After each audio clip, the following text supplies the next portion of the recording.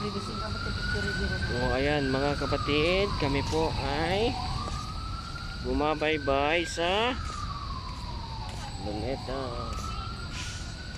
At napakalaki pala itong Luneta Park.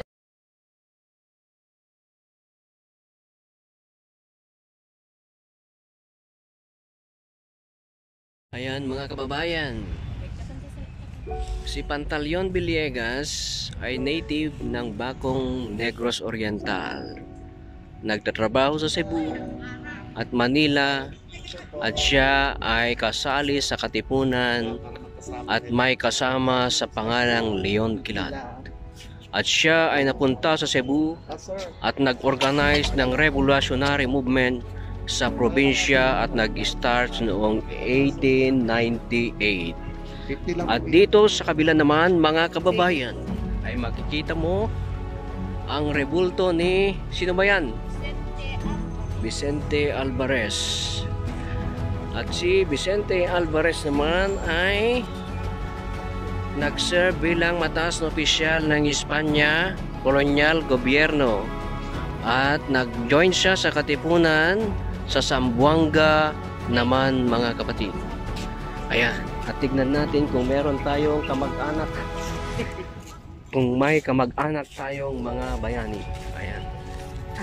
At ito naman ang sumusunod ay si Gregorio Aglipay. Ito ang nagtayo ng Philippine Independent Church. Ito si Aglipay ay galing sa Ilocos Norte.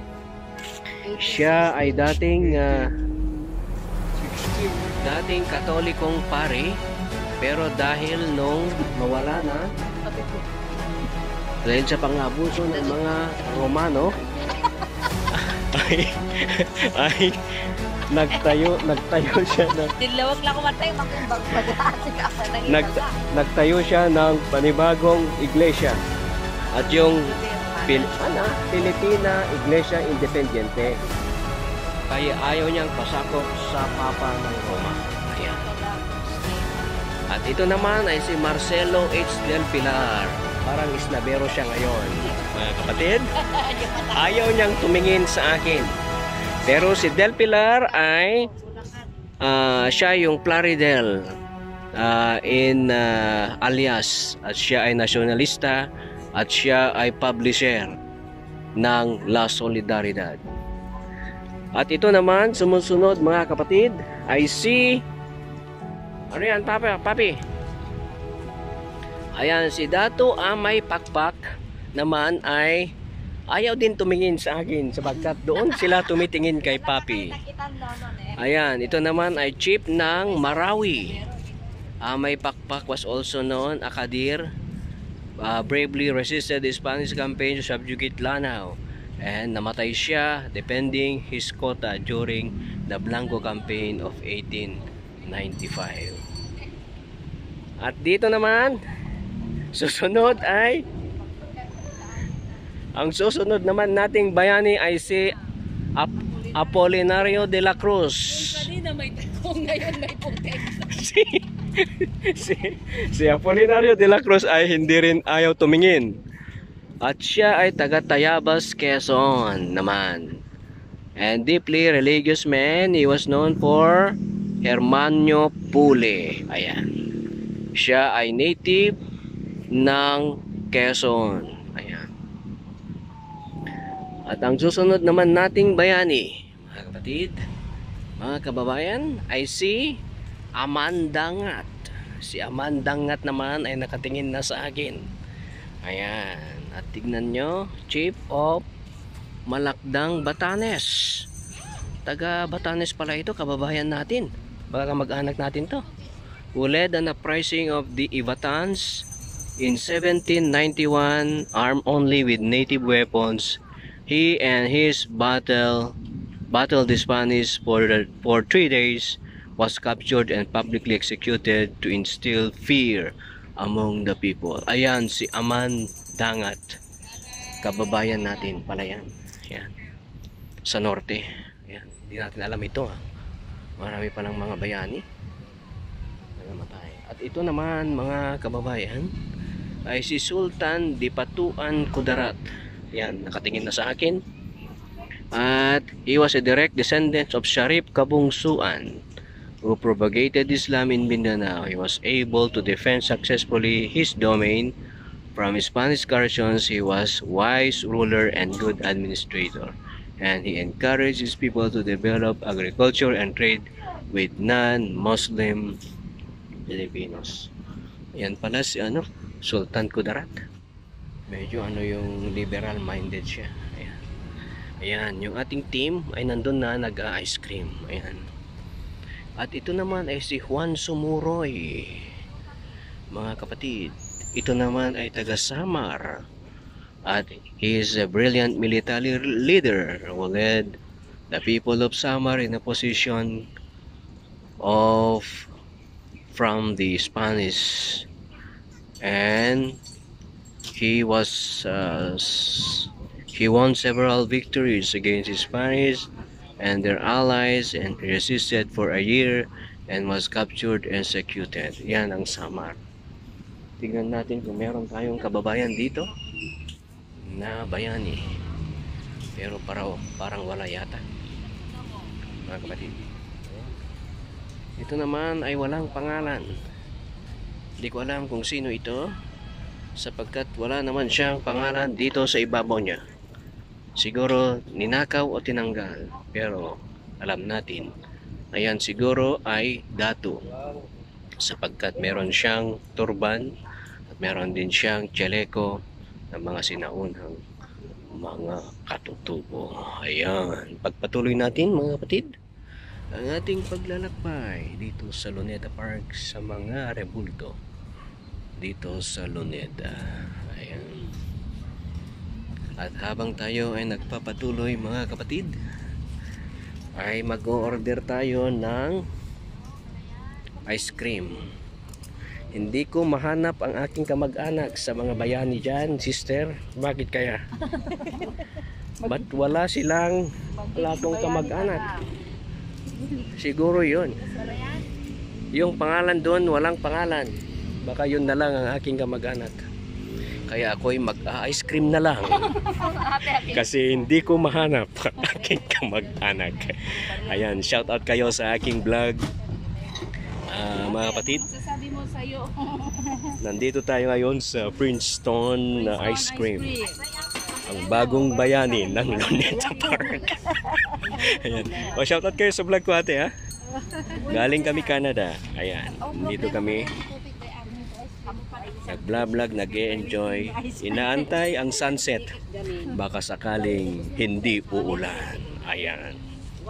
Mga kapatid, ito ang view ng Luneta Park pag dito sa banda ng ano bang banda dyan? Natin na lang. Yan, kita nyo? Ganda ng Luneta. Tamang-tama yung kanta ni Rico J. Puno na sa Luneta lang sila naglalakbay at nagde-date, papi.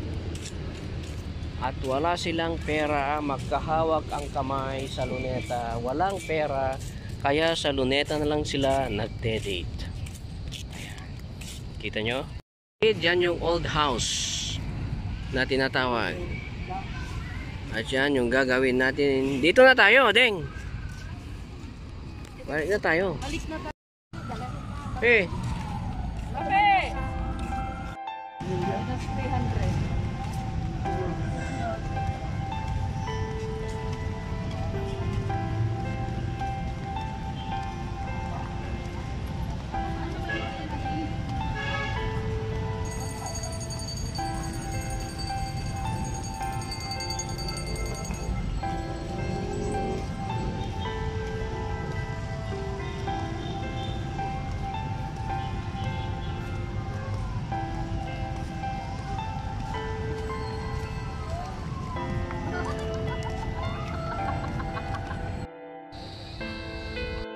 Hindi naman, ito yung mapangit-mangit. Smile lolo. Smile lolo. Ano pa to? Ayan mga kababayan, dito naman sa kabila ay si Lapu-Lapu sa Mactan, Cebu. At nagkumpisa siya sa 1521. Alam natin na si Lapu-Lapu ay hindi nakatingin sa akin. Ayan, no? In 1565, Lapu-Lapu defeated Magellan, killing him. His victory over the Spanish delayed the incursion of the Spanish. Yan, ito naman si Francisco Maniego. Si Francisco Maniego naman ay taga Pampanga. 1660. Ayaw tumingin sa akin. A leader of the village in Mexico, Pampanga, who led a revolt in protest against the forced labor and confiscation of rice by the Spaniards. Yan si Maniego, mga kababayan. At dito naman ay si Datu Taupan. Sino ba si Datu Taupan? Yung kilala yan? Yan, taga Balangigi. In 1848, also known as Panglima Taupan. He was the leader of the Balangigi of Zamboanga, Basilan, and Tongkil Islands. Ayan, yan naman sa Mindanao. At ito naman mga kababayan, ang susunod ay si Francisco Dagohoy. Si Dagohoy ay taga Bohol, 1740. Ayaw tumingin sa akin. Yan.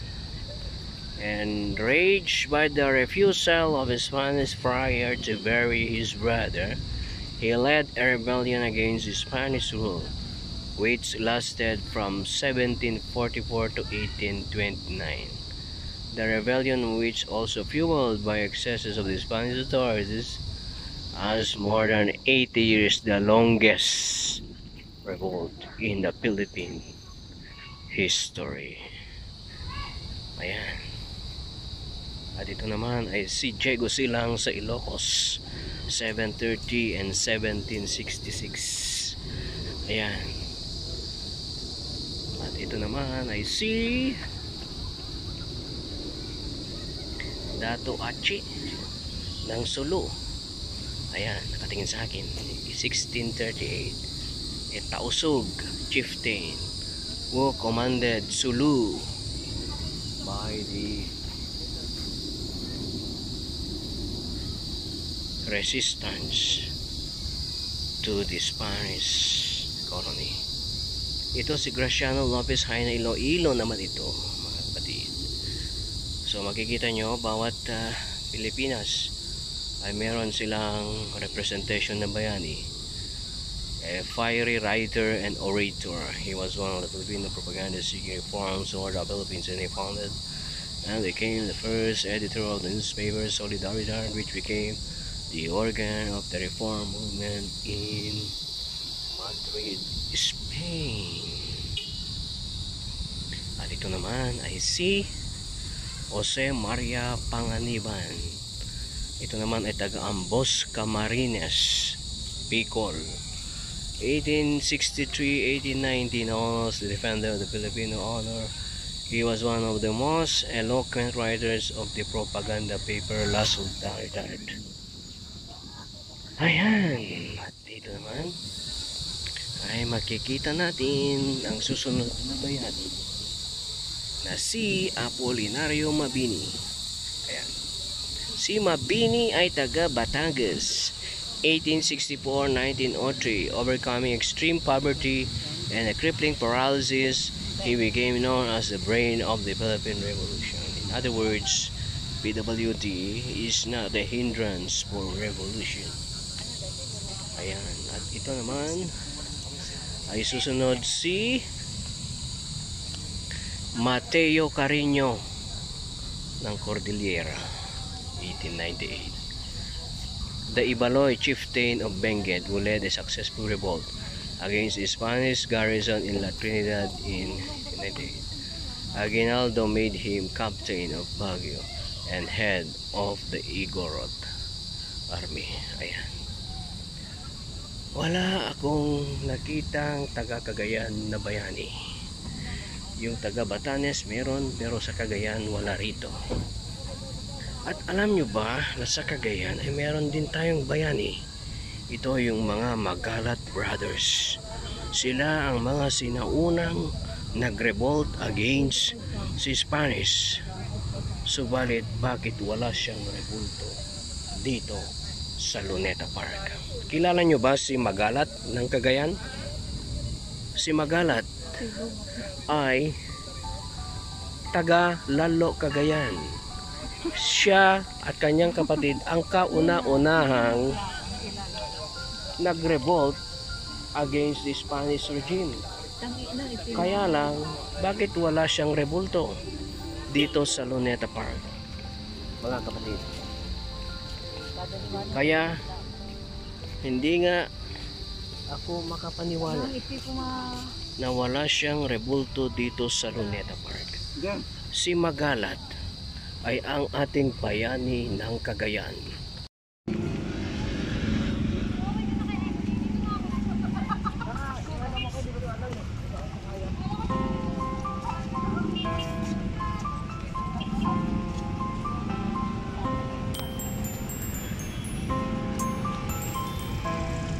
Hindi, lumabas na yung fountain, oh. Hindi, yung fountain, oh. Tignan mo yung fountain, oh. Lumabas na, oh. Balik tayo, balik. Lumabas na yung fountain. Oh, kita mo yon? Yung fountain doon sa likod. Kumita ka, papi?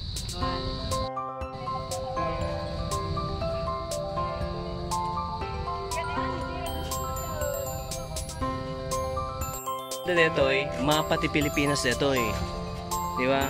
No ikanti drones dito napatay bang dito ti drones yung aerial makita mo dito iti map of the Philippines. Iso nga no papi dumngag kay ngamin dumngag kay ngamin dito no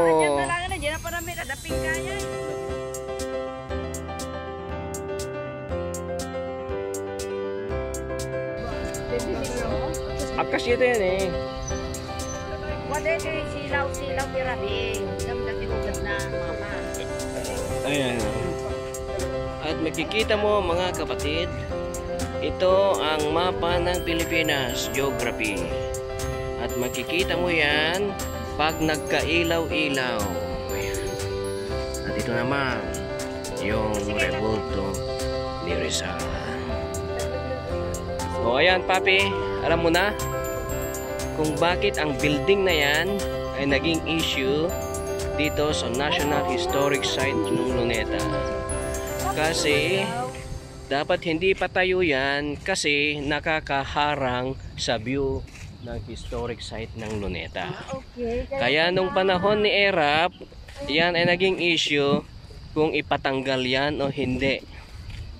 Pero pag pinicturan mo si Jose Rizal, pag nandun ka sa Luneta Park, sabi nila makikita para bang photo bomber sa historic site.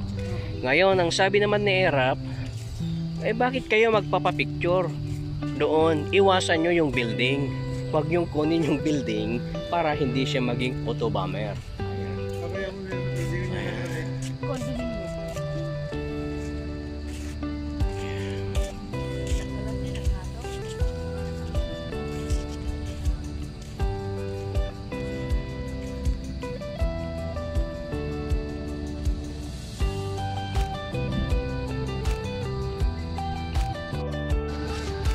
Kita nyo yan?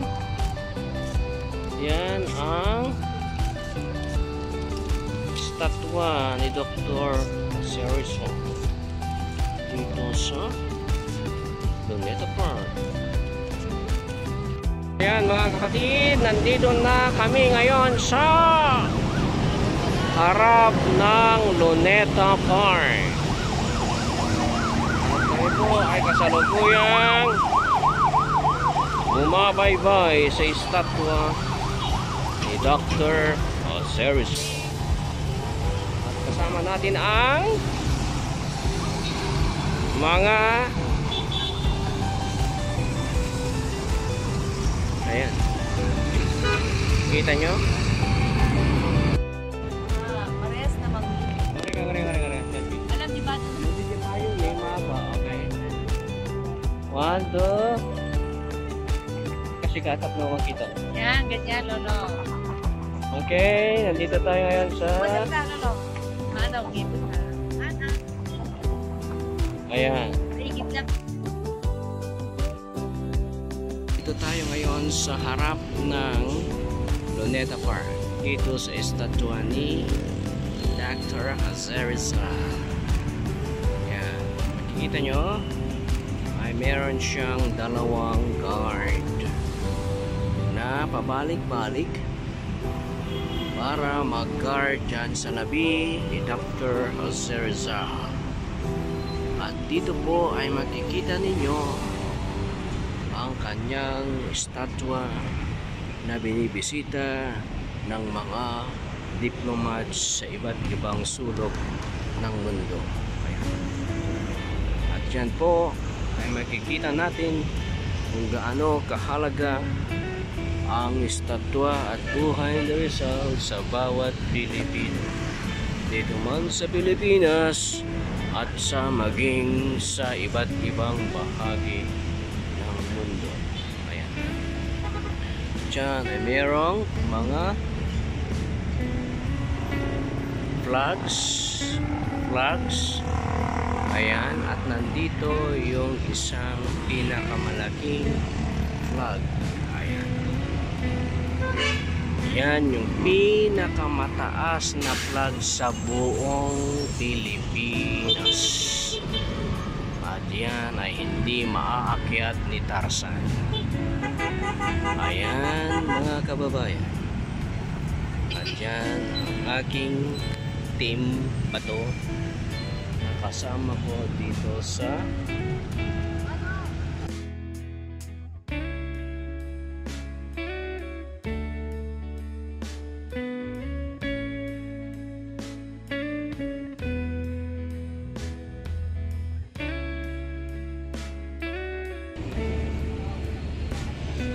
picture kayo na mami. Picture na kayo. Picture kayong dalawa.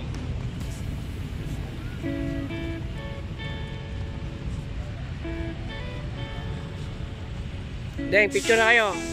Marge. Papsi. Papsi. 1, 2. 1, 2. 1, 2.